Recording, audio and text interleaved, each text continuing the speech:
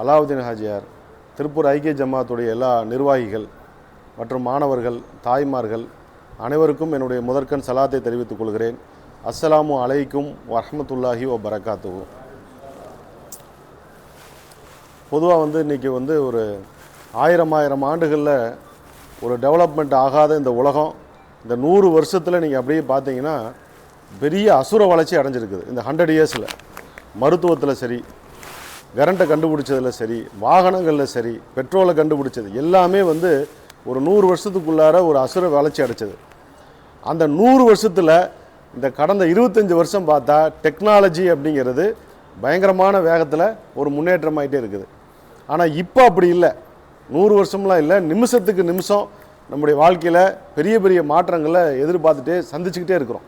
இப்போ என்ன ஒரு பயங்கரமான ஒரு அச்சம் அப்படின்னாலும் அந்த அச்சத்தை நம்ம மீண்டு வரணும்னா நாளைய உலகம் எப்படி இருக்க போகுது, நாளைய உலகம் எப்படி இருக்க போகுது, அதில் நம்ம சமுதாயம்னா நான் இளைஞர்களை சொல்கிறேன், இல்லை மாணவர்களை சொல்கிறேன், இன்றைக்கி இருக்கக்கூடிய குழந்தைகளை சொல்கிறேன், அவங்க நாளைக்கு எப்படி அதை எதிர்கொள்ள போகிறாங்க அப்படிங்கிறத நினச்சி பார்த்தாவே தலை சுற்றுற அளவுக்கு பீதியாக இருக்குது. எல்லாத்துலேயும் முன்னேற்றம், டெவலப்மெண்ட்டு. இன்றைக்கி டெக்னாலஜி, ஆர்டிஃபிஷியல் இன்டெலிஜென்ஸ் வந்ததுக்கப்புறம் மனித அறிவுக்கே வேலை இல்லாமல் போயிடுச்சு. இன்றைக்கி எத்தனை பேர் பேனா பிடிச்சி எழுதுகிறாங்க அப்படின்னா வாய்ப்பே இல்லை. ஒரு 95ல் பார்த்தா ஒரு செல்ஃபோனே கிடையாது. 95, 94ல் செல்ஃபோன் அப்படிங்கிற ஒரு பொருள் நம்முடைய யார்ட்டையுமே இல்லை. 96, 97 பேஜர் வாங்கி விற்றேன். பேஜர் யாராவது பார்த்துருக்கீங்களா? யார் பார்த்துருக்கா? இவங்க பார்த்துருப்பீங்க.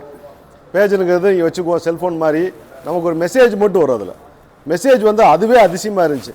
இன்னும் ஒயர் இல்லாமல் மெசேஜ் வருது அப்படின்னு அதிசயப்பட்டோம். 99க்குள்ளேயே செல்ஃபோன் வந்துருச்சு.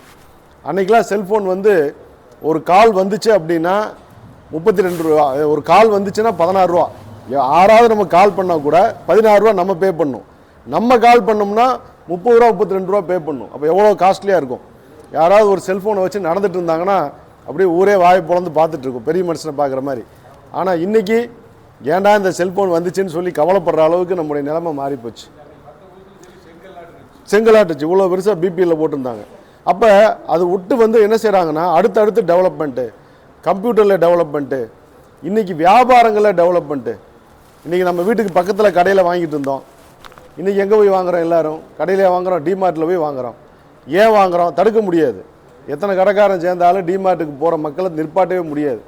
ஏன் அப்படின்னா விலை ரொம்ப குறைவாக கிடைக்கிது, எங்கேயும் வெளியவே போக முடியல. முஸ்லீம் பொம்பளையை சினிமாவுக்கு போனால் அஜரத் திட்டுறாரு, சொந்த பந்தங்களுக்கு போகணும்னா சொத்து தகராறுனால யார் வீட்டுக்கு போகிறதில்ல, எங்கேயாவது வெளியே போகலாம் பண்ணால் மளிகை கிடைக்காது போகணுமேன்னு சொல்லி டிமார்ட்டுக்கு எல்லோரும் போயிடுறாங்க.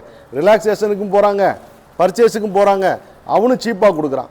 சரி, அவன் தான் வந்துட்டானே, பெரிய ஆளாட்டு இருக்குது, 350 கடையை சொந்தமாக விலைக்கு வாங்கி நடத்துகிறானே அப்படின்னு பார்த்தா அடுத்த ஒருத்த வரான், அதே இன்ஸ்டா மார்ட்டு அப்படின்னு சொல்லி உங்கள் வீட்டில் 7 நிமிஷத்தில் உங்களுக்கு வாழைப்பழம் வேணுமா கொண்டு வந்து கொடுக்குறோம், உப்புமா வேணுமா கொண்டு வந்து கொடுக்குறோம், மளிகை ஜாமான காக்கில் பருப்பு வேணுமா கொண்டு வந்து கொடுக்குறோம்.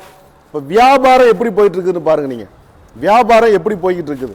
ஒரு சாதாரண மளிகை கடைக்காரர் போய் பஜாரில் வாங்கிட்டு வந்த ஒரு ஐட்டத்தை இன்றைக்கி டிமார்ட்டுங்கிறவன் சீப்பாக கொடுக்க ஆரம்பிச்சு, ஹோல்சேல் ரேட்டு கொடுக்க ஆரம்பிச்சு, அதுக்கப்புறம் இன்றைக்கி ஒரு 7 நிமிஷத்தில் ஒரு குழந்தை பையன் உட்காந்து ஆர்டர் போடுறான். தனக்கு என்ன தேவையான பொருளை பக்கத்தில் இருக்கிற ஒரு நாடார் கடைக்கோ, பாய் கடைக்கோ, அண்ணாச்சி கடைக்கோ போக வேண்டிய அளவுக்கு டைமில் நானே ஒன்று வீட்டில் கொடுத்து காசை வாங்கிட்டு போகிறேன் அப்படின்னு போகிற அளவுக்கு இந்த வியாபாரம் ஆகிட்டே இருந்தால் அப்போ நாம் எந்த வியாபாரம் செய்ய போகிறோம்? எதிர்காலத்தில் என்ன செய்ய போகிறோம்? நம்மளாம் என்ன, நம்ம தொழிலை எந்த தொழிலை செய்ய போகிறோம் அப்படின்னு ஒரு யோசனையாக இருக்கா இல்லையா? கவிதை எழுதுது. இன்றைக்கி ஒரு சினிமா படம் எடுக்குன்னா கூட இனிமேல் எந்த ஆக்டரும் தேவைப்படாதாட்டு இருக்குது. எந்த ஆக்டருமே தேவையில்லை. வீட்லேயே உட்காந்து ஒருத்தன் 3 மணி நேரத்தில் அவனே ஏஐ வச்சு அவனே ஆக்டரை போட்டு ஒரு 1000 ரூபா செலவில் சினிமா எடுத்துருவான் போட்டிருக்கு. வெறும் 1000 ரூபா செலவில் வெறும் ஏஐ எடுத்துருவான்.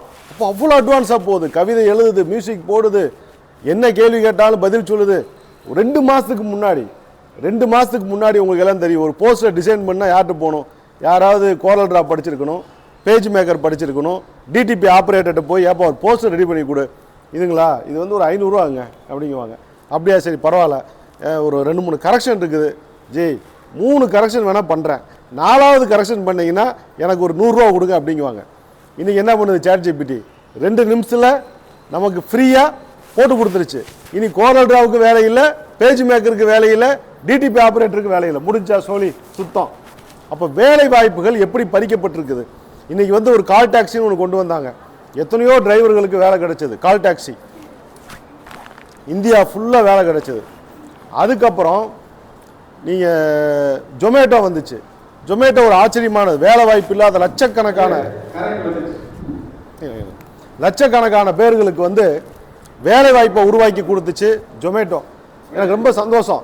ஏன்னு கேட்டால் அவன் கடையில் தான் அவன் சரக்கு, புதுசாக சரக்கு எங்கேயும் கொண்டு வரல, இருக்கிற ஹோட்டலில் இருக்கிற சரக்கை விற்பனையும் பண்ணி கொடுத்துச்சு.